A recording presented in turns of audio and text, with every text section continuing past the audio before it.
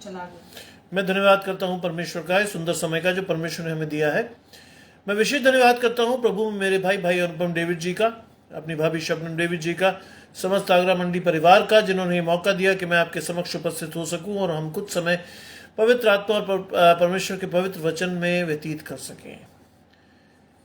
आइए परमेश्वर के वचन में चलने से पूर्व कुछ गीतों को गाकर परमेश्वर की महिमा करेंगे। और पहला गीत जो हम गा रहे हैं वो है तेरी शीरीन आवाज मैं सुनता हूँ खुदा, बुलाती पास उस चश्मे के, सलीब से जो बहा।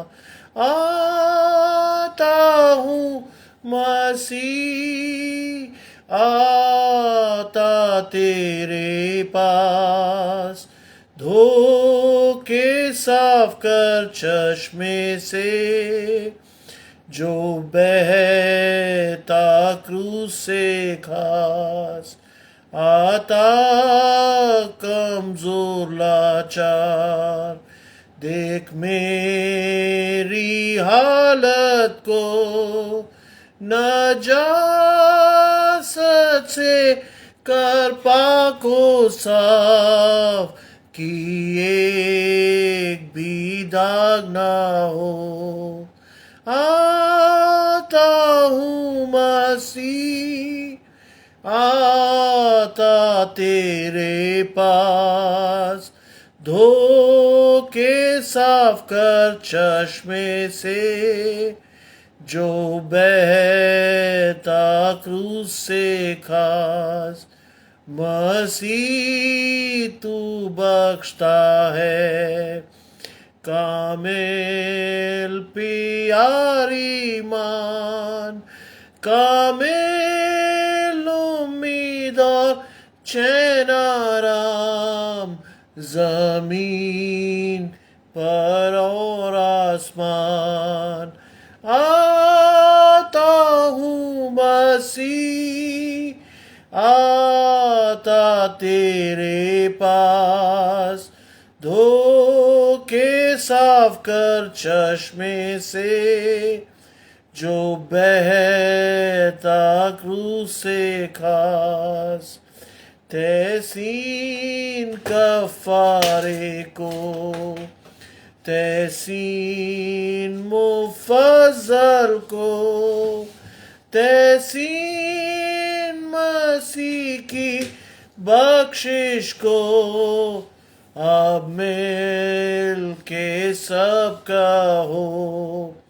आता हूँ मसीह, आता तेरे पास, धो के साफ कर चश्मे से, जो बहता क्रूस से खास।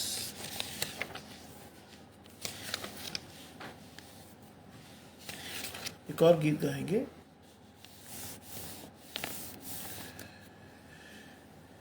आओ जग के लोग सब ही, यीशु राजा बुलाता है। आओ जग के लोग सब ही, यीशु राजा बुलाता है। जग में जिसका स्थान नहीं है, जग में जिसका स्थान नहीं है, जग में जिसका मान नहीं है, जग में जिसका मान नहीं है। राज तुम्हें देने के लिए, राज तुम्हें देने के लिए, यीशु राजा बुलाता है। आओ जग के लोग सब ही, यीशु राजा बुलाता है। जग में तुम हो भूखे मरते, जग में तुम हो भूखे मरते, जग में तुम हो प्यासे मरते, जग में तुम हो प्यासे मरते। भोजन जल अब मुफ्त में देने, भोजन जल अब मुफ्त में देने, यीशु राजा बुलाता है। आओ जग के लोग सब ही, यीशु राजा बुलाता है। सिर पर कांटों का ताज निशानी, सिर पर कांटों का ताज निशानी, छाप है उसकी बहती पसली, छाप है उसकी बहती पसली। छीदे हाथ पसारे हुए, छीदे हाथ पसारे हुए, यीशु राजा बुलाता है। आओ जग के लोग सब ही, यीशु राजा बुलाता है।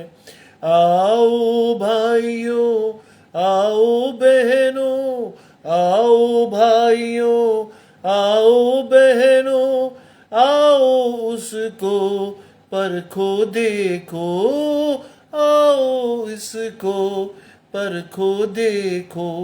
सारा भार उठाने के लिए, सारा भार उठाने के लिए, यीशु राजा बुलाता है। आओ जग के लोग सब ही, यीशु राजा बुलाता है।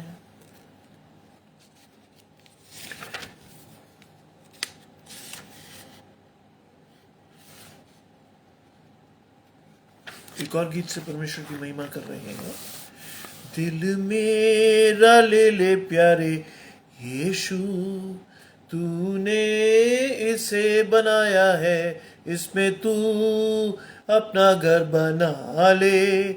जिसके लिए ये बनाया है, दुनिया की सब चीजें निकाल कर इसे पाक और साफ कर। दुनिया की सब चीजें निकाल कर इसे पाक और साफ कर। गंदगी गुनाहों की धोकर उस खून से जो बहाया है, दिल मेरा ले ले प्यारे यीशु, तूने इसे बनाया है। बहुत साल मैं तुझसे रहा दूर, लापरवाही ने किया दूर।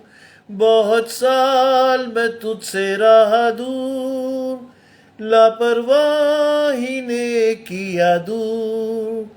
फजल प्यार रहम की बख्शिश ने की, सबर कर मुझे दिखाया है। दिल मेरा ले ले प्यारे यीशु, तूने इसे बनाया है। जब पढ़ता हूँ कलामे पाक, जो रास्ता है शाहिरा, जब पढ़ता हूँ कलामे पाक, जो रास्ता है शाहिरा, राह को जिंदगी अब्दी, ईमान उम्मीद बढ़ाया है। दिल मेरा ले ले प्यारे यीशु, तूने इसे बनाया है। रूहे पाक का हो जाए मस्कन, रूहे पाक के बपतिस्मे से, रूहे पाक का हो जाए मस्कन, रूहे पाक के बपतिस्मे से। हर वक्त हर जगह में दूं गवाही, जैसा तूने सिखाया है। दिल मेरा ले ले प्यारे यीशु, तूने इसे बनाया है। इसमें तू अपना घर बना ले, जिसके लिए ये बनाया है। परमेश्वर की महिमा में हम एक और गीत गाएंगे।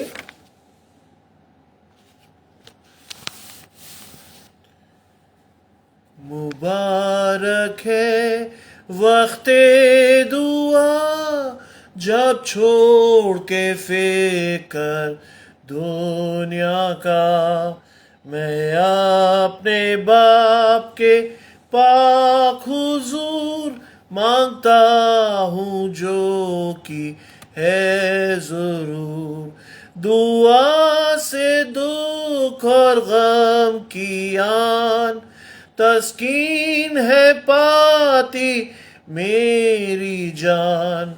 आजमाइश में मैं जीता हूँ जब जाकर दुआ मांगता हूँ। आजमाइश में मैं जीता हूँ जब जाकर दुआ मांगता हूँ।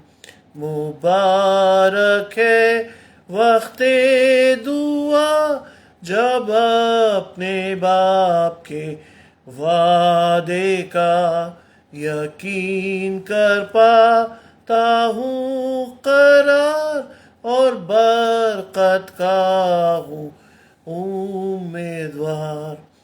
मेरे दीदार के तालिब हो ये सुन मैं ढूंढता हूँ उसको, कि अपनी फिक्रे सरासर डालूं दुआ में उसी पर, कि अपनी फिक्रे सरासर डालूं दुआ में उसी पर। मुबारक है वक्ते दुआ तस्कीन मैं उससे पाऊंगा, जब तक रहूं यरदान इस पार और करूं दूर ही से दीदार। फिर खाक से उठकर मैं आसमान में दाखिल हूँगा बामान। उस वक्त पुकार के कहूँगा है अलविदा वक्ते दुआ। उस वक्त पुकार के कहूँगा है अलविदा वक्ते दुआ।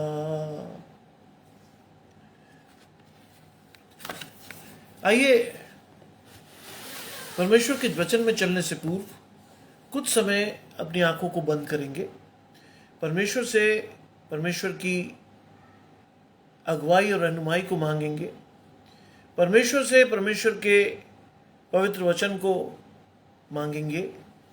परमेश्वर से पवित्र आत्मा के दान को मांगेंगे, जिससे कि जो वचन हम सुनने पर हैं वो न सिर्फ हम सुने बल्कि अपने जीवनों में उतार कर 60, 100, 70 गुना फल लाकर दिखाने वाले हों कि हम परमेश्वर के हैं। आइए हम प्रार्थना करें।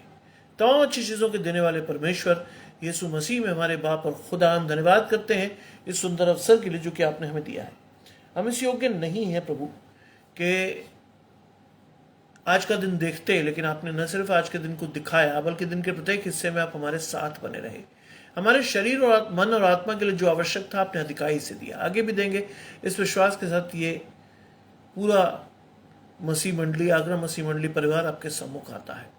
हमारा विश्वास है प्रभु कि हमने जिंदगी में जो मांगा है उसे आपने हमेशा दिया है। ये समय है प्रभु कि हमारे हृदयों को अधिकाई से खोल दें।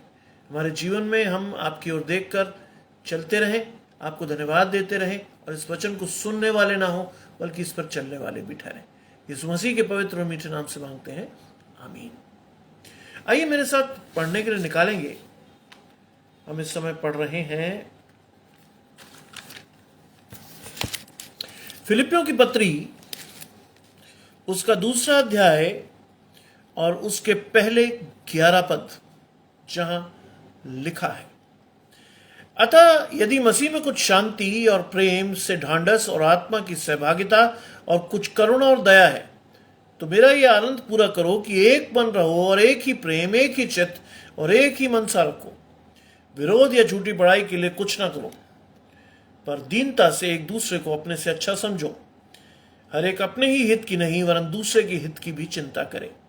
जैसे मसीह यीशु का स्वभाव था वैसा ही तुम्हारा भी हो, जिसने परमेश्वर के स्वरूप में होकर भी परमेश्वर के तुल्य होने को अपने वश में रखने की वस्तु न समझा, उन्होंने अपने आप को ऐसा शून्य कर दिया और दास के स्वरूप धारण किया और मनुष्य की समानता में हो गया और मनुष्य के रूप में प्रकट होकर अपने आप को दीन किया और यहां तक आज्ञाकारी रहा कि मृत्यु, हाँ क्रूस की मृत्यु भी सह ली। इस कारण परमेश्वर ने उसे अति महान भी किया और उसको वो नाम दिया जो सब नामों में श्रेष्ठ है, कि जो स्वर्ग और पृथ्वी पर और पृथ्वी के नीचे है सब यीशु के नाम पर घुट न टेके और परमेश्वर पिता की महिमा के लिए हर एक जीव अंगीकार कर ले कि यीशु मसीह ही प्रभु है। ये परमेश्वर का वचन है। परमेश्वर का धन्यवाद हो। आज के वचन को जब मैंने पढ़ा और आज के वचन को जब मैंने जाना तो मैं बहुत ही हर्षित और आनंदित हुआ, क्योंकि इस वचन में बहुत सारी चीजें ऐसी हैं जिसे देखकर या जिसे पढ़कर या जिसे सुनकर हम कंपेयर कर सकते हैं अपने प्रेजेंट लाइफ को कि हम वास्तव में कहां खड़े हैं और हमें कहां होना चाहिए। यदि हम अपने आप को वास्तव में मसीह कहते हैं तो मसीह जीवन में किन क्वालिटीज का होना आवश्यक है, आज पौलुस फिलिपियों की कलीसिया को यह समझा रहा है और लिखता है कि यदि मसीह में कुछ शांति और प्रेम से ढांढस और आत्मा की सहभागिता और कुछ करुणा और दया है, ये वो फल हैं जो कि हर एक मसीह में दिखाई देने चाहिए। परमेश्वर की शांति जो समझ से परे है तुम्हारे दिलों और ख्यालों को क्या करेगी? पवित्र करेगी।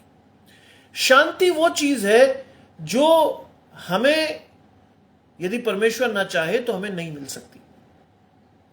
संसार का कोलाहल, संसार की चिंताएं, संसार की तरह तरह के संसार के चुनौतियां हमें कभी शांति से रहने नहीं देती। केवल परमेश्वर ही है जो हमें कुछ शांति प्रदान कर सकता है।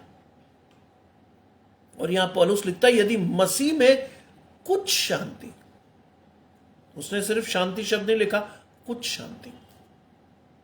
आज आवश्यक है कि आप और मैं अपने जीवन में कुछ समय निकालकर परमेश्वर के वचन को पढ़ें और उससे शांति पाएं, लेकिन अमूमन हम ऐसा करते नहीं हैं। हमारे पास समय नहीं होता, हम अब बहुत ज्यादा बिजी होते हैं और हमारे पास समय नहीं होता। और वास्तव में शैतान चाहता नहीं कि आप और मैं वचन को पढ़ें और उससे शांति पाएं। शैतान हमारे जीवन को अशांत बनाए रखना चाहता है, जिससे कि हम अपने जीवन में कभी प्रभु की ओर ना मुड़े, ना उसके समीप जाए। लेकिन यहां पौलुस लिखता है कि यदि मसीह में कुछ शांति, शांति भी किसमें होनी चाहिए? मसीह के साथ। अब जो मसीह में है वो एक नई सृष्टि है, पुरानी बातें बीत गई, देखो वो सब नई हो गई। इसलिए मसीह में बने रहना बहुत आवश्यक है। यीशु मसीह लिखते हैं सच्ची दाखलता मैं हूं, मेरा पिता किसान है और जो डाली मुझ में फलती है मेरा पिता उसे नियत समय पर छांटता है ताकि वो और फले। आज आपको और मुझे सबसे पहली चीज जो सीखनी है वो ये कि परमेश्वर की समीपता में अपने आप को बनाए रखें, तब हम कुछ शांति को प्राप्त कर पाएंगे। सर्वत्र शांति को नहीं प्राप्त कर पाएंगे, लेकिन कुछ शांति हमारे जीवन में आएगी। और प्रेम से ढांढस, ये आफ्टर इफेक्ट है। अगर आपके अंदर और मेरे अंदर प्रेम होगा, मसीह का प्रेम होगा, अगापे प्रेम होगा, निश्चल प्रेम होगा, तो हम न सिर्फ खुद जो है वो ढांढस बांधे रखेंगे, लेकिन हम अपने मसीह भाइयों को भी ढांढस बताएंगे कि कोई फिक्र की बात नहीं, जब मसीह हमारी ओर है तो हमारा विरोधी कोई नहीं हो सकता। ये वो शब्द हैं जिनको आप धीरे धीरे जब पढ़ेंगे, पवित्र आत्मा की वरदान के साथ पढ़ेंगे, तो आपको एक एक शब्द का अर्थ बहुत क्लियरली, बहुत स्पष्ट रूप से समझ में आएगा। और वो लिखता है आत्मा की सहभागिता। कौन सी आत्मा? पवित्र आत्मा। जब तक पवित्र आत्मा आपके और मेरे बीच में सहभागी नहीं होगा, तब तक हम परमेश्वर के वचन और शब्दों के मर्म को नहीं समझ पाएंगे। शब्दों के मन को समझने के लिए पवित्र आत्मा की सहभागिता का होना जरूरी है, क्योंकि पवित्र आत्मा ही है जो हमारे आत्मिक आंखों को खोलकर हमें वास्तविकता प्रदर्शित कर रहा है। आज आवश्यक है कि मैं और आप अपनी आपको आत्मा की सहभागिता में डालें, और जिससे कि हम वास्तव में अपनी वस्तु स्थिति को देखकर समझ सके कि हम कहां हैं, क्या कर रहे हैं और हमें क्या करना चाहिए। प्रभु का वचन एक दर्पण है। उस दर्पण को जब तक आप अपने आप को उसमें अपने आप को देखेंगे नहीं, तब तक आप ये महसूस नहीं कर पाएंगे कि मैं वास्तव में क्या हूं और क्या कर रहा हूं। और वो कहता है आत्मा की सहभागिता और कुछ करुणा और दया है। कुछ लिखा है कि जब तुम दया करते हो, भजन संहिता लिखता है, दया करने वाले पर परमेश्वर की आशीष फलती है।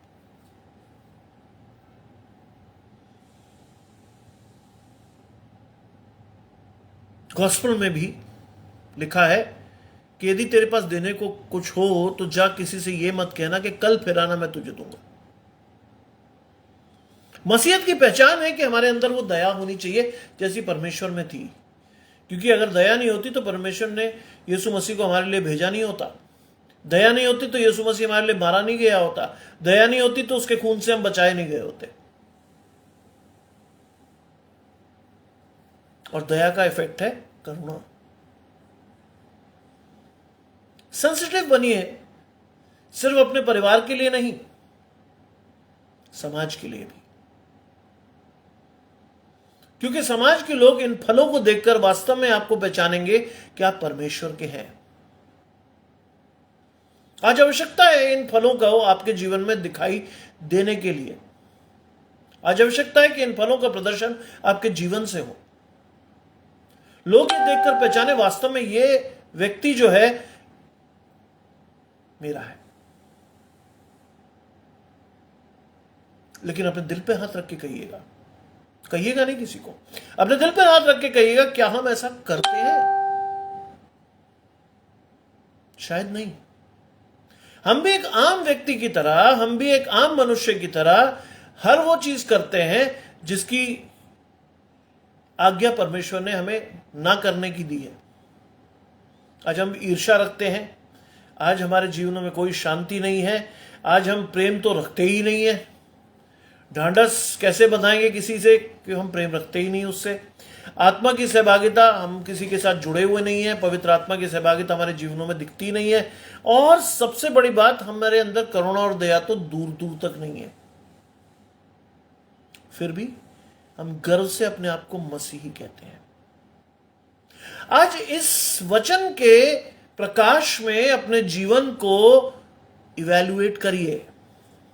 आज अपने जीवन का मूल्यांकन करके देखिए कि वास्तव में आप क्या कर रहे हैं और आपको कैसा होना चाहिए, क्योंकि परमेश्वर का वचन एक दर्पण है जिसमें आपको यह देखकर ही अपने आप को महसूस करना है कि कहां खराबी है और कहां ठीक होने की आवश्यकता है।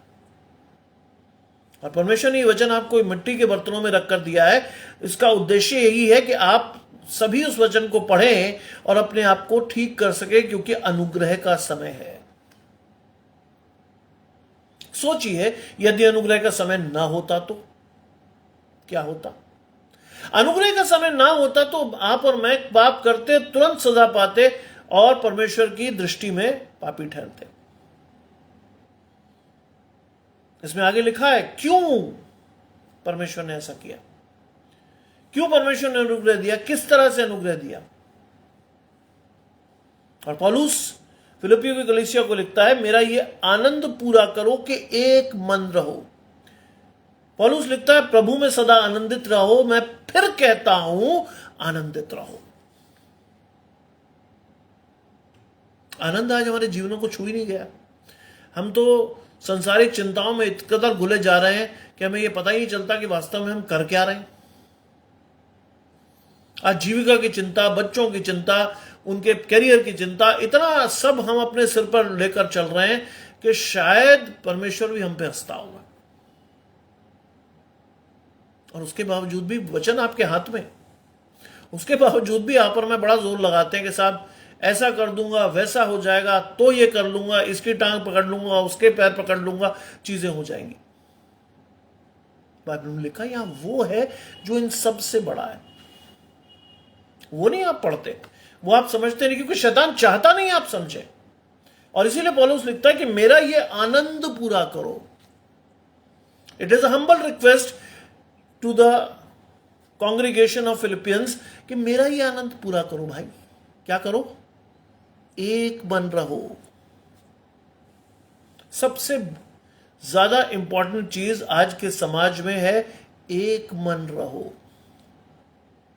आज तो घर में भी जितने व्यक्ति हैं उतने ही मन है, उतनी सोच है, उतने ही विचार हैं, और नतीजा के घर में क्या है?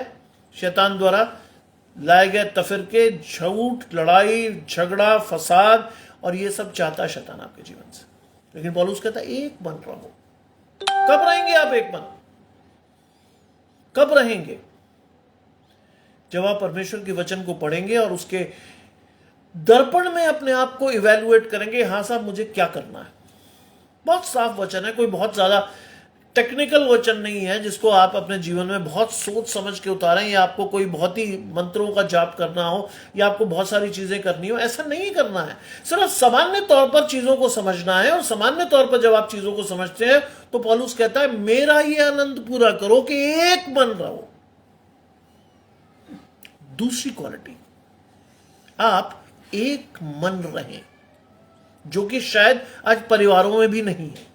आज परिवारों में भी नहीं दिखता, कलीसिया में तो बहुत बड़ी बात है। और मैं ऐसे पास्टर्स को सलाम करता हूं जो अपनी कलीसिया को बांधे रखे हैं। एक बन रहो। और लिखा है एक ही प्रेम, एक ही चित्त और एक ही मनसा रखो। एक ही प्रेम। कौन सा प्रेम? अगापे, निश्चल प्रेम। वो प्रेम नहीं जिसके बदले में आपको प्रेम चाहिए। निश्चल प्रेम रखो। परमेश्वर का प्रेम आपके जीवनों में दिखाई देना चाहिए। और वो क्या कहता है? एक ही चित्त। एक ही चित्त कब हो सकता है? जब पवित्र आत्मा आपको और मुझे बांधेगा, तब एक ही चित्त में आप और मैं रहेंगे, अन्यथा हम कभी नहीं रहेंगे एक साथ। एक ही चित्त और एक ही मनसा रखो। कलीसिया को जब बनाया जा रहा था, कलीसिया बन रही थी, तो पौलुस ने हर जगह यह बात लिख के दी है कि एक ही मनसा रखो। तुम्हारा एक ही मन हो, एक ही मनसा हो। आज मेरे और आपके जीवन में एक ही मनसा नहीं रहती। हम चर्च में बहुत सारी विभिन्न चीजों को लेकर चलते हैं, और कई बार हमारा उद्देश्य ये होता है कि हम पासवान को किस तरह से तंग कर सकते हैं। कई लोग तो इसीलिए चर्च जाते हैं कि कैसे पासवान को तंग करें, और वो इस तरह से चीजों को रखते हैं कि वो बड़ा साउंड करते हैं कि वो बड़ी तार्किक बात रख रहे हैं। शैतान बहुत ज्यादा बुद्धिमान है, आपको और मुझे इस्तेमाल करता है परमेश्वर के विरुद्ध। और इसीलिए पौलुस लिखता है एक ही मनसा रखो। एक ही मनसा आप कब रख सकते हैं? सबसे बड़ी बात जिस पर आपको गौर करना है, एक ही मनसा को आपको कैसे रखना है, उसके लिए जरूरी है कि आप आत्मा में एक दूसरे के सहभागी हो। पवित्र आत्मा आपको और मुझे एक दूसरे के साथ बांधे रखे। जब तक आप और मैं परमेश्वर के पवित्र आत्मा के गुण से परिपूर्ण नहीं होंगे, तब तक हम कभी भी एक ही मनसा नहीं रख सकते। For sure.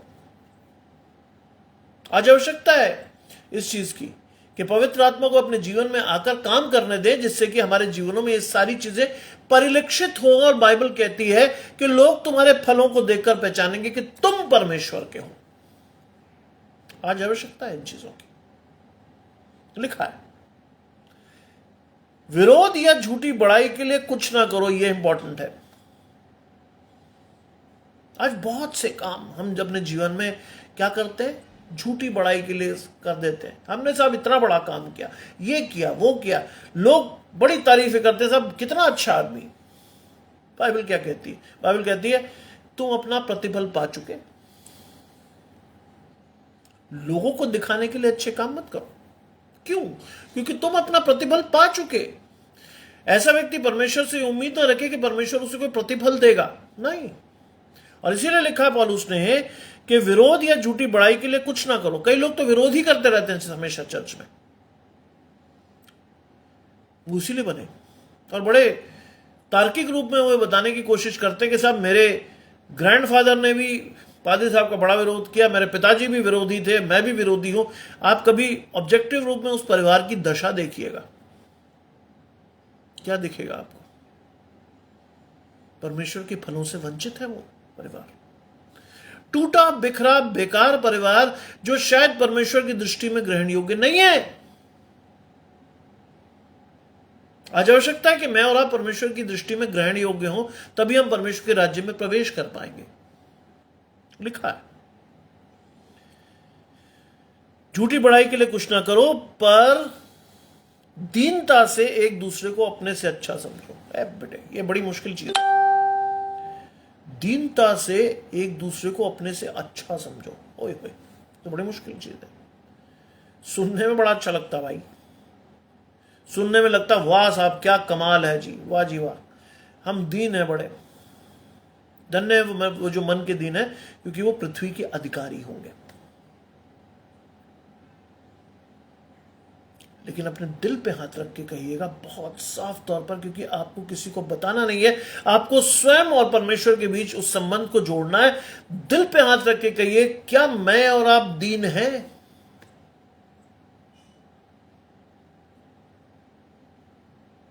अगर मैं और आप दीन हैं तो एक दूसरे को अपने से अच्छा समझना हमारा स्वाभाविक गुण होना चाहिए।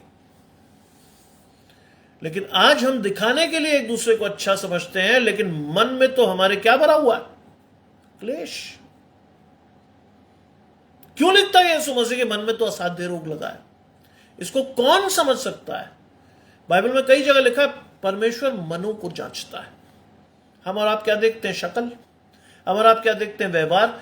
हो सकता है वो छद्म व्यवहार हो, दिखाने के लिए वो कुछ कह रहा हो, मन में कुछ हो, और जो मन से निकलता है वही परमेश्वर को पता है क्या है। आज आप जैसे हैं वैसे ही आपको अपने आप को प्रोजेक्ट करना है। परमेश्वर का वचन कहता है आपको, मैं नहीं कह रहा ये बात। जैसे हैं आप वैसे ही परमेश्वर के सामने अपने आप को प्रोजेक्ट कीजिए। परमेश्वर से कहिए, प्रभु मैं तेरे समक्ष उपस्थित हूं, आप मुझे जैसा गढ़ना चाहते हैं, जैसा सुधारना चाहते हैं, अपने हिसाब से सुधार दें। तब परमेश्वर आपको जीवनों में, आपके जीवन में आकर आपको इस कदर ठीक करेगा, जैसे लिखा है कि कुम्हार मिट्टी को नया आकार देता है। आज आवश्यक है इस बात को कहना। फॉर ग्रांटेड मत लीजिएगा कभी परमेश्वर को। हम में से बहुत लोग कहते हैं परमेश्वर तू जानता है, तू देख लेगा। नहीं, परमेश्वर के सामने जाके कहिए, प्रभु क्या करूं अब मैं, क्या करना है मुझे, आपको पता है, आप जाने। और परमेश्वर जैसा कहेगा वैसा करिए, और आप देखेंगे कि आप अपने जीवन में न सिर्फ आशीष पाएंगे बल्कि औरों के लिए भी आशीष का कारण ठहरेंगे। जानिए इस बात को। ये वो शाश्वत सत्य है, ये वो यूनिवर्सल ट्रूथ है जिसको आपको और मुझे अपने जीवनों में उतार के लोगों के लिए एक उदाहरण स्टैब्लिश करना है। क्यों हमें ऐसा शौक है कि हम लोगों के लिए एक उदाहरण सेट करें? क्योंकि हम मसीह के राजदूत हैं, हम मसीह के लेपालक पुत्र हैं, मसीह की मिरास है। तो सबसे बड़ी बात है कि परमेश्वर ने आपको बुलाकर चुना है, और अगर परमेश्वर ने चुना है तो यह आपका दायित्व है कि आप परमेश्वर के दिए हुए दायित्वों को अपने जीवन से पूरा करके दिखाएं और परमेश्वर के लिए महिमा का कारण ठहरें। क्या अर्थ होता है मसीह का? अभिषिक्त, अनॉइंटेड बाय गॉड। आज मैं और आप क्या अनॉइंटेड हैं? आज मैं और आप क्या अभिषिक्त हैं परमेश्वर के? अपने दिल पे हाथ रख के कहिएगा। कहने की जरूरत नहीं है, किसी को बताने की जरूरत नहीं है, लेकिन दिल पे हाथ रख के कहिएगा, क्या मैं और आप प्रभु के लिए अभिषिक्त हैं? और अगर है तो बहुत खुशी की बात है, मैं और मेरा परिवार वास्तव में परमेश्वर के साथ स्वर्ग जाएंगे। लेकिन अगर नहीं है तो चौकस रहकर अपने जीवन को सुधार लीजिए। ये वो आईना है जिसको देखते हुए अपने आप को आपको सुधारना है। पर दीनता से एक दूसरे को अपने से अच्छा समझो, जो कि हम कभी नहीं समझते। हमें अपने पद पर, प्रतिष्ठा पर, डिग्रीज पर, पता नहीं किस किस पे घमंड होता है, जबकि हमें मालूम है कि हम इस जीवन में कुछ लाए नहीं है, ना ले जा सकते। जो हमने किया वो यही किया और यही समाप्त। बाइबल में लिखा अपने लिए धन वहां जोड़ो, ना तो जहां चोर चुरा सकता है, ना कीड़े और काई बिगाड़ सकते हैं। लेकिन हमारी समझ में घुसता ही नहीं। हम तो यहां लगे पड़े रहते हैं, दे भ्रष्टाचार पे भ्रष्टाचार, दे गलत काम पे गलत काम। क्या जी, मेरे परिवार को सुख मिले।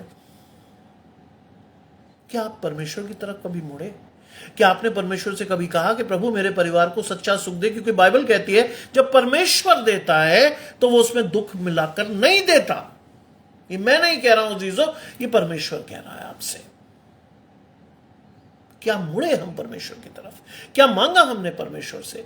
और अगर मांगा तो बहुत खुशी की बात है, लेकिन अगर नहीं मांगा तो आज मांग कर देखिए और देखिए कि परमेश्वर आपको देता है कि नहीं देता है।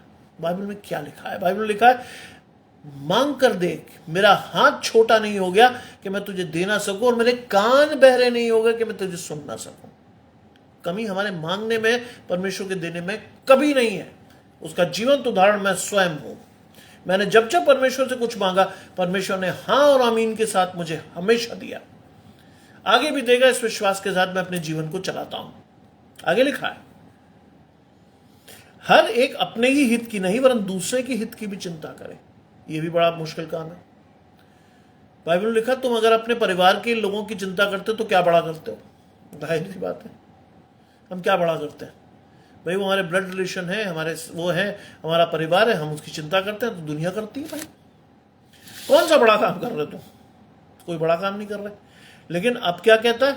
दूसरे की हित की भी चिंता करें। अगर आप में समर्थ है, आप किसी की मदद कर सकते हो तो कोशिश करके कर दो। प्रतिफल कौन देगा? परमेश्वर। कोविड के दौरान मैं परमेश्वर का धन्यवाद करता हूं।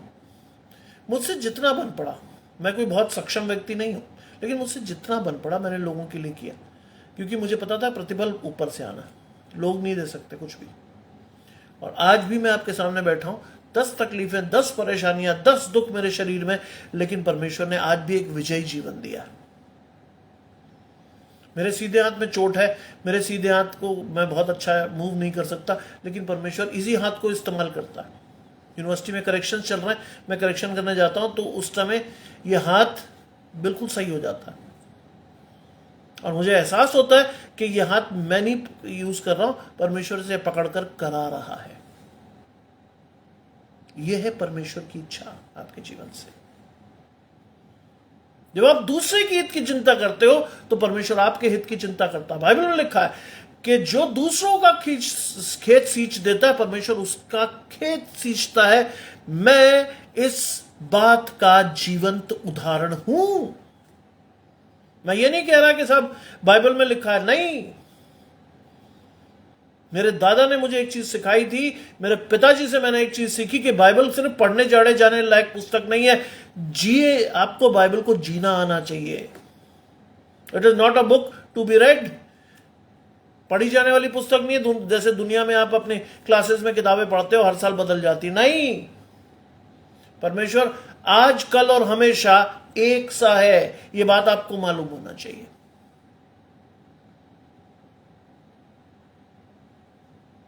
परमेश्वर के साथ जीना सीखिए, बहुत आवश्यक है। और वो लिखता है कि दूसरों के हित की चिंता करे, जैसा मसीह यीशु का स्वभाव था वैसा ही तुम्हारा हो। अब ये बड़ा मुश्किल काम है भाई, क्योंकि इंजील में लिखता है यीशु मसीह के पवित्र बनो क्योंकि तुम्हारा बुलाने वाला पवित्र है। आज कई लोग हम में से क्लेम करते हैं कि हम मसीह हैं, स्वभाव इतना खराब कि लोग बातचीत करते हुए डरते हैं। क्यों? हमें मसीहत झलकती ही नहीं। हम एक सामान्य आदमी से भी गए गुजरे आदमी हैं। तो ऐसी स्थिति में कौन व्यक्ति होगा जो आपसे बात करने की हिमाकत करेगा? कौन व्यक्ति होगा जो आप में मसीहत ढूंढेगा? ढूंढते नहीं मिल रही है, क्योंकि आप और मैं भी एक सामान्य जीवन जी रहे हैं, दुख सुख भोगी मनुष्य हैं, हमारी बहुत सारी परेशानियां हैं, और परमेश्वर तक हम जाते नहीं। हम अपनी परेशानियां खुद रिजॉल्व करने की कोशिश करते हैं, सारा बोझ अपने सिर पर उठाकर चल रहे हैं, इसलिए हम दुखी हैं, लाचार हैं, तंग हाल हैं।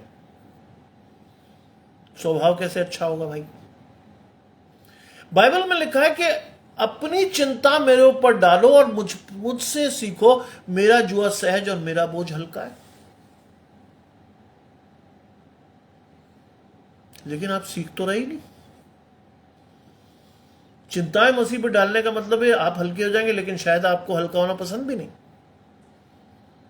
मैं कई लोगों को देखता हूं, वो सारे दिन परेशान रहते हैं, ये नहीं हुआ, वो नहीं हुआ, ऐसे नहीं हुआ, वैसे नहीं हुआ, कैसे होगा पता नहीं। परमेश्वर के पास वो जाते नहीं, शैतान जाने नहीं देता। शैतान तो चाहता ही है कि आप और मैं परमेश्वर के वचन को ना तो पढ़े, ना जाने, ना सीखे, और ना परमेश्वर के पास जाकर उससे हल मांगे। और इसीलिए लिखा है कि जैसा यीशु मसीह का स्वभाव था वैसा ही तुम्हारा भी हो।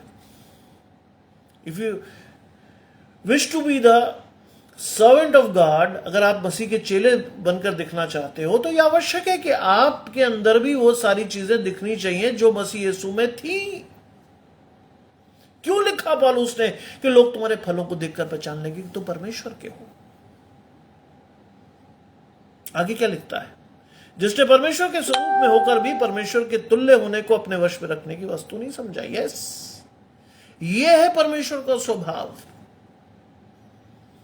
जिसने परमेश्वर के स्वरूप में होकर भी, आप और मैं भी परमेश्वर के स्वरूप में बनाए गए, इसलिए वो कहता है कि परमेश्वर के स्वरूप में होकर भी परमेश्वर के तुल्य होने को अपने वश में रखने की वस्तु ना समझा। उसने सब परमेश्वर पर छोड़ दिया। उसने कहा ठीक है प्रभु, जैसा तुझे अच्छा लगता वैसे कर। आप और मैं तो बिल्कुल नहीं छोड़ते।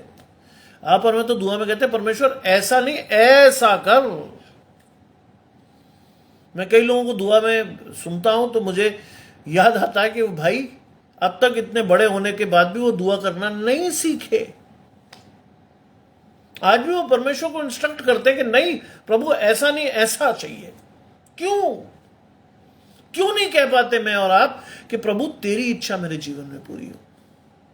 क्यों परमेश्वर की भली भावती और सिद्ध इच्छा को हम अपने जीवन में पूरा नहीं होने देते? क्यों? क्योंकि शैतान नहीं चाहता कि ऐसी चीज हमारे जीवन से पूरी हो। शैतान नहीं चाहता कि हम सिद्ध होकर लोगों के लिए एक उदाहरण ठहरे। नहीं चाहता शैतान। नतीजा क्या होता है? नतीजा यह होता है कि ना आप और मैं सरगर्म होते हैं और ना ठंडे, गुनगुने रह जाते हैं। और एक स्टेज के बाद परमेश्वर भी उगल देता, हट बेकार। साफ तौर पर लिखा है, एक ही सोते से खारा और मीठा पानी नहीं निकलता। लेकिन मैं और आप इस कोशिश में लगे रहते हैं प्रेज द लॉर्ड, और दूसरे उसी मुंह से गालियां भी दनादन। क्यों? हमने पता नहीं चलता कि परमेश्वर हमसे चाहता क्या है। बहुत अच्छी तरह परमेश्वर की भली भावती और सिद्ध इच्छा में पता है, लेकिन उसके बावजूद भी हम उसे पूरे करने की कोशिश नहीं करते। आज आवश्यक है इस चीज को जानना। और लिखा है वरन अपने आप को ऐसा शून्य कर दिया और दास का स्वरूप धारण किया। अपने आप को शून्य कर दिया। अपने आपे से इनकार करो। यदि कोई मेरे पीछे आना चाहे तो अपना क्रूस उठाए और अपने आपे से इनकार करे, तब वो मेरे पीछे आ सकता है। शून्य कर दीजिए अपने आप को। परमेश्वर को अपने जीवन का पूरा कंट्रोल दे दीजिए। परमेश्वर अब तू अब जैसा चाहे वैसा कर। करते नहीं है वैसा। हमें डर लगता है परमेश्वर कोई ऐसा काम ना करवा दे, ऐसी चीज ना हो जाए। हमारा जो सीमित बुद्धि है उससे हम परमेश्वर को कभी नहीं समझ पाते, क्योंकि पवित्र आत्मा हमारे जीवन में होता ही नहीं। और जब नहीं होता तो फिर हम तरह तरह के उल्टे सीधे काम करते हैं। और इसीलिए मसीह जीवन का पहला आधार है पवित्र आत्मा को अपने जीवन में आकर काम करने की स्वतंत्रता देना। और देखेंगे आप पवित्र आत्मा आपके जीवन से लोगों के लिए कितना शानदार काम करेगा। लेकिन मैं और आप चाहते भी नहीं है काम करना। दास का स्वरूप धारण किया। तुम में से कोई मेरे राज्य में प्रवेश करना चाहे तो अपने आप को छोटा बनाए। मैं और आप छोटा और मैं अपने आप को तो कभी नहीं बना सकते। हम तो कहते थे हम तो बहुत आसमानी परिवारों से, हमारे बाप दादे ये थे वो थे फलाने थे ठिकाने थे। हम तो कभी अपने आप को किसी के सामने छोटा बना ही नहीं सकते। नाक कट जाती हमारी। मुझे एक व्यक्ति ने कहा, मैं आपके प्रचार को सुनता हूं, मुझे बड़ी खुशी होती है कि आप अपनी रूट्स को नहीं भूले। मैंने पूछा रूट्स? कहते आप हर उसमें ये बताते हैं मेरे दादा गांव के पादरी थे। मैंने कहा तो थे भाई, उन्होंने जिंदगी भर मेहनत की, लेकिन उसी का फल मैं और मेरा परिवार खा रहे। बाइबल की उस आयत को उन्होंने जिया और उसका फल हम खा रहे हैं कि जो थोड़े में विश्वास योग्य रहा मैं उसे बहुत का मालिक बनाऊंगा। परमेश्वर ने किसी चीज की कमी नहीं रखी। मैंने कहा देख मेरे भाई, बाइबल पढ़े जाने लायक किताब नहीं है, महसूस किए जाने वाली किताब है। अपने जीवन से आपको दिखना चाहिए कि मैं क्या कर रहा हूं, परमेश्वर ने क्या कहा और क्या हो रहा है मेरे साथ। लेकिन हम ऐसा कहते नहीं, ना करते हैं। हम डरते रह जाते हैं, पता नहीं ये ना हो, वो ना हो, फलाना ना हो। शैतान डराता है और डरा के हमें दूर करता है परमेश्वर से। आगे लिखता है, और मनुष्य के रूप में प्रकट होकर अपने आप को दीन किया। कारपेंटर के घर यीशु मसीह पैदा हुआ। कोई बहुत बड़े परिवार में नहीं आया। चाहता तो किसी राज परिवार में भी जन्म ले सकता था, कौन रुकता। लेकिन उसने अपने आप को दीन किया। उसने मनुष्य होकर एक आम व्यक्ति की तकलीफों को झेला और उसके बाद एक आम मनुष्य के लिए अपने जीवन को दे दिया। राजाओं के लिए नहीं दिया, धनवानों के लिए नहीं किया, क्योंकि लिखा है बाइबल में, धनवानों का परमेश्वर के राज्य में प्रवेश करना ऐसा है जैसे ऊंट का सुई के नाके से निकल जाना। बहुत साफ तौर पर लिखा है। मेरा पढ़ते नहीं, समझते नहीं, इसलिए हमें समझ में आती भी नहीं। आम व्यक्ति के लिए परमेश्वर ने अपने जीवन को दिया, आम तकलीफों को सहा, आम लोगों की तरह वो भी भूखा रहा, आम लोगों की तरह उसके पास भी सिर धरने की जगह नहीं थी। सोचिए, परमेश्वर का पुत्र आपको ये कहे कि लोमड़ियों के भट्ट और पक्षियों के बसेरे होते हैं, लेकिन परमेश्वर के पुत्र के पास सिर धरने की भी जगह नहीं। दैट शोज कितना दीन था परमेश्वर, कितना दीन है परमेश्वर। मैं और आप तो कहते हैं नहीं साहब, घर में रहेंगे तो ये चीजें होनी चाहिए, फलानी चीज होनी चाहिए, मुझे जरा भी तकलीफ नहीं होनी चाहिए, ये नहीं होना चाहिए, वो नहीं होना चाहिए, पिन ड्रॉप साइलेंस होनी चाहिए, मेरा कमरा अलग होना चाहिए, फलाना ठिकाना, ये वो। क्या ये मसीह का स्वभाव है? नहीं। लेकिन हम बड़ी खुशी से अपने आप को मसीह कहते हैं, दुर्भाग्य से। बुरा मत मानिएगा प्लीज।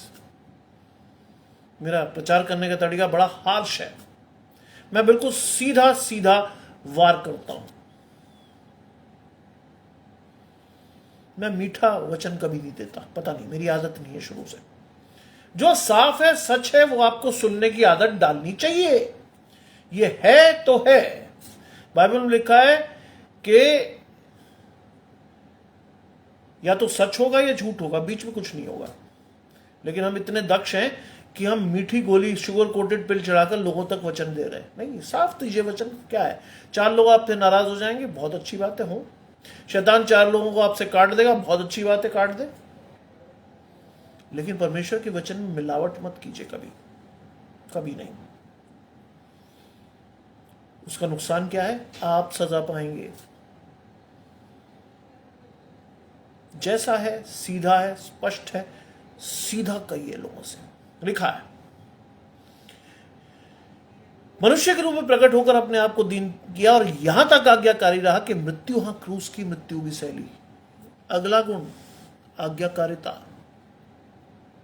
आज्ञाकारिता की जब मैं बात करता हूं तो मुझे सैमुएल नबी बहुत अच्छा लगता है।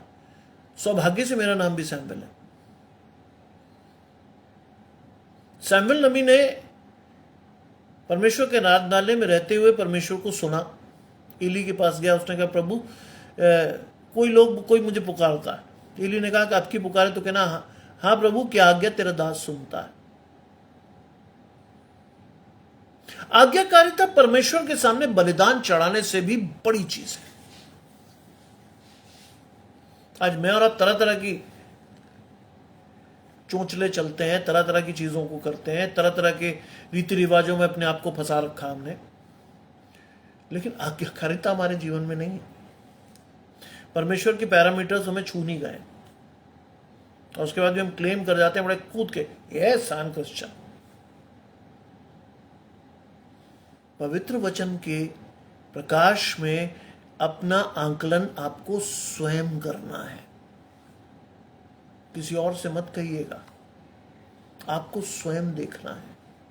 बाइबल में एक बहुत अच्छी बात लिखी है, और मैं अपने बच्चों को, अपने परिवार को ये सिखाता हूं, जा तेरे विश्वास ने चंगा किया, किसी और चौथे के विश्वास ने नहीं चंगा किया, तेरे विश्वास ने चंगा किया।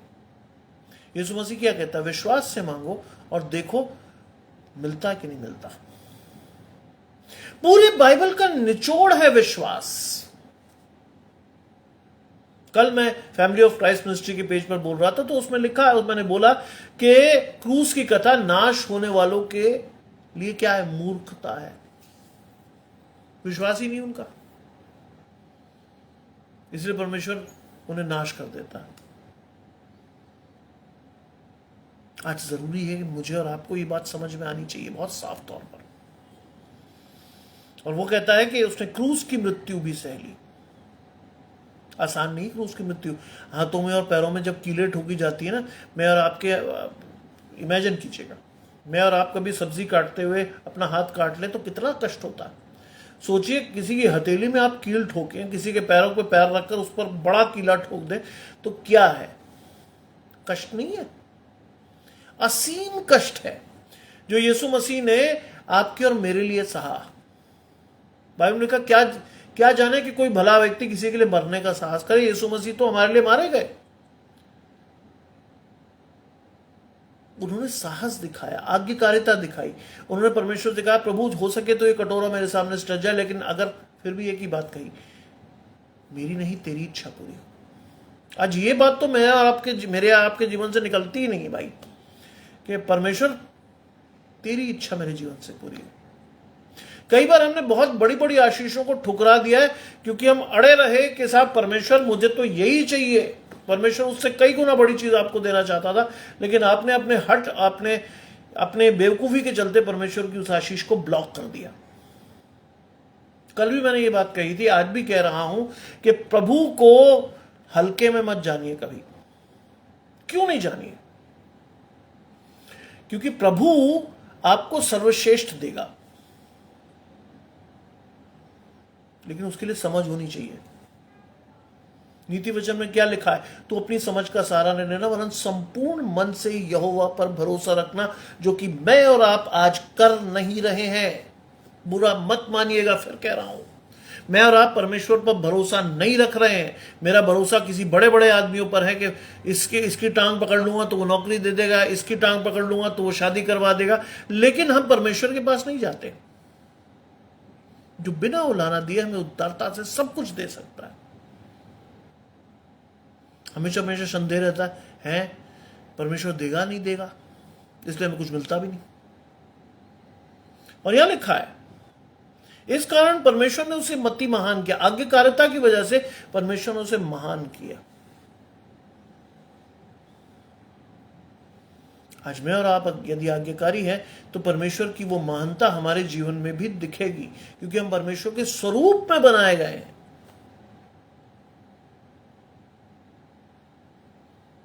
बहुत आवश्यक है आपको और मुझे परमेश्वर की आज्ञाकारिता में रहना, क्योंकि मसीह का स्वभाव अगर आपके जीवन में दिखना है तो उसके लिए आज्ञाकारिता का होना तो अति आवश्यक है। आज समझिए इस बात को। आज इस बात को आंकलन करते हुए क्रिटिकली एनालाइज कीजिए कि मैं और आप आलोचनात्मक रूप से क्या आज्ञाकारी हैं या नहीं है। और अगर नहीं है तो अनुग्रह के समय में अपने आप को आज्ञाकारी बनाने का प्रयास कीजिए। और आज्ञाकारी बनाने के प्रयास में सबसे ज्यादा आवश्यक चीज है परमेश्वर का पवित्र आत्मा। वो आपको आज्ञाकारिता सिखाएगा। आगे लिखा है, इस कारण परमेश्वर ने उसे अति महान भी किया और वो नाम दिया जो सब नामों में श्रेष्ठ है।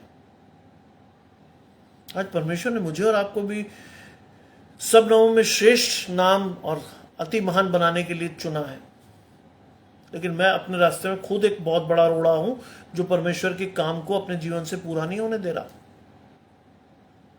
मैं खुद एक बहुत बड़ा स्टम्बलिंग ब्लॉक, अंग्रेजी में कहते हैं, रोड़ा, पत्थर, जो परमेश्वर के राज्य को में परमेश्वर की इच्छा को अपने जीवन से पूरा नहीं होने दे रहा। शैतान नहीं चाहता कि हम ऐसा कुछ करें जिससे कि परमेश्वर के राज्य में शामिल हो। शैतान कहता है अरे मैं एक व्यक्ति कम हो गया मेरे राज्य से, भाई कैसे? जरूरी है कि मेरे राज्य में बढ़े और ये 4 और लोगों को लेकर आए। आज मैं क्लास में बात कर रहा था बच्चों से और मैंने कहा भाई आज जो स्थिति है उसमें शैतान आपके जीवनों में पूरी तरह से कार्य कर रहा। आप रूफ टॉप कैफेज में जा रहे हैं, फोटो खिंचवा रहे हैं, किसकी विस्की जैसे, उसमें मुझे कई बार बच्चों फोटो डाल के बताते हैं कि साहब आगरा में बहुत अच्छा लॉन्ज है, ऊपर रूफ टॉप कैफे है, किसकी विस्की। ईसाई बच्चे भी, क्रिश्चियन बच्चे भी खूब फोटो खिंचवाते हैं, दिखाते हैं कि साहब मैं भी किसी से पीछे नहीं हूं। आज हुक्का बार में जाकर हमारे बच्चे भी हुक्का उड़ा रहे हैं। कोई कम ना समझ ले, किसी को ये फील ना हो कि हाय ये मसीह बच्चा है तो आउटडेटेड है, बेकार। बाइबल में लिखा है जैसी शिक्षा तुम अपने पुत्र को दोगे तो वो बुढ़ापे में भी उससे नहीं हटेगा। मेरी पूरी कोशिश अपने बच्चों के साथ यही होती है कि जो अच्छा कर सको वो करो, किसी गलत चीज पर अपना हाथ मत डालो, क्योंकि अगर तुमने किसी गलत चीज पे हाथ डाला तो परमेश्वर का गजब तुम्हारे ऊपर पड़ेगा। क्या सिखाते हैं हम अपने बच्चों को? आज सबसे बड़ी बात यह है कि एज अ पेरेंट आपकी जिम्मेदारी क्या है। एज अ पेरेंट क्या सिखाएंगे आप अपने बच्चे को?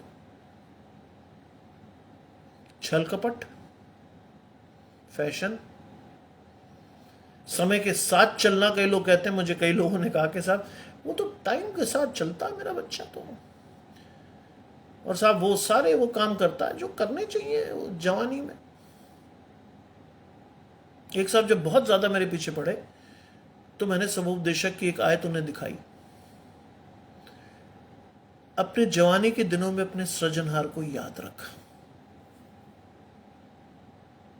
यकीन जानिए वो कुछ नहीं बोल पाए उसके बाद। मैंने कहा मैं नहीं कह रहा मेरे भाई, बाइबल में लिखा है अपनी जवानी के दिनों में सृजनहार को याद। मैं और आप क्या करते हैं? ये बहुत ही सर्टिफाइड फॉर्मूला है। जीवन भर हम कुछ नहीं करते, बुढ़ापे में आते ही जब हम किसी लायक नहीं रहते तो हम कहते परमेश्वर का प्रचार करूंगा, हा हा हा, क्योंकि तब आपके पास टाइम ही टाइम होता, किसी काम के नहीं रहते, किसी दीन के नहीं रहते, कुछ करने की क्षमता नहीं रहती, तो फिर आप प्रचार कर रहे होते हो।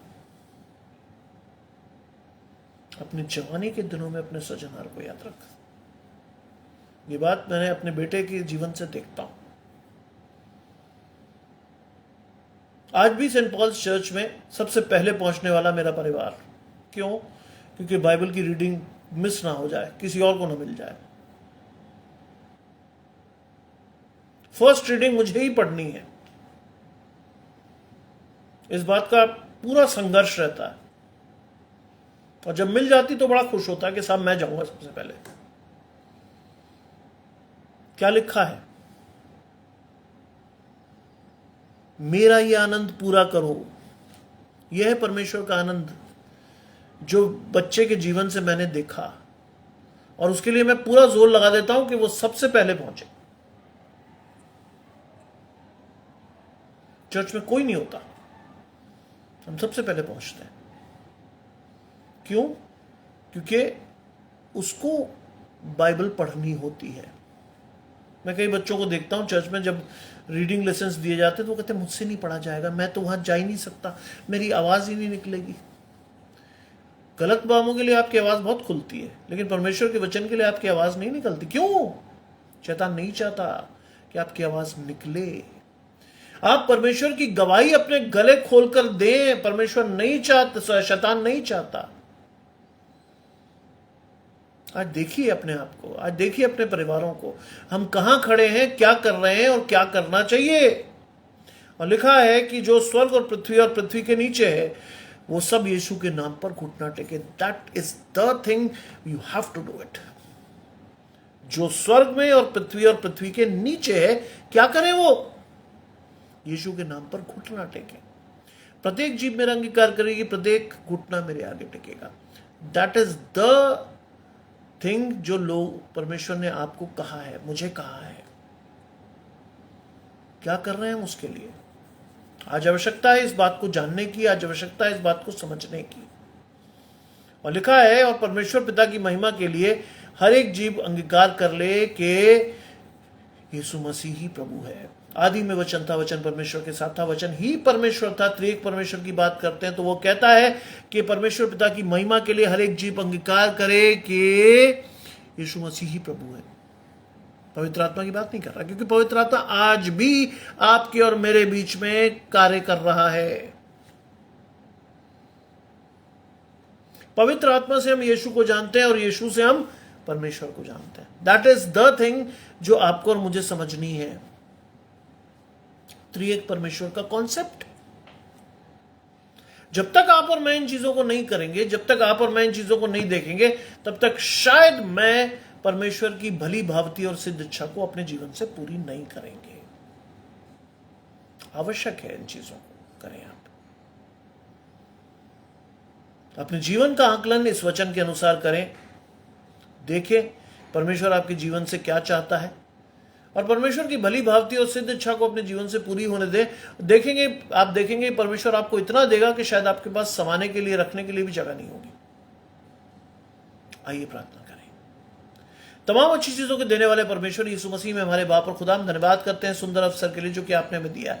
हम इस योग्य नहीं थे प्रभु कि आपको आपके समक्ष अर्पित कर सकें, लेकिन प्रभु आपने अपने वचन के प्रकाश में हमें दिखाया कि हम कहां पर गलतियां कर रहे हैं और हमें कौन सी गलती को सुधार कर अपने आप को आपके समक्ष लाकर समर्पित करना है। समय है प्रभु, उस अनुग्रह के समय को हमारे जीवन में धन्य बनाए, जिससे कि हम परमेश्वर के राज्य में प्रवेश करने वाले हों, हमारा परिवार आपके राज्य में प्रवेश करने वाला हो। यीशु मसीह के पवित्र और मीठे नाम से मांगते हैं, आमीन। आप सबको मेरे और मेरे परिवार की ओर से जय मसीह की।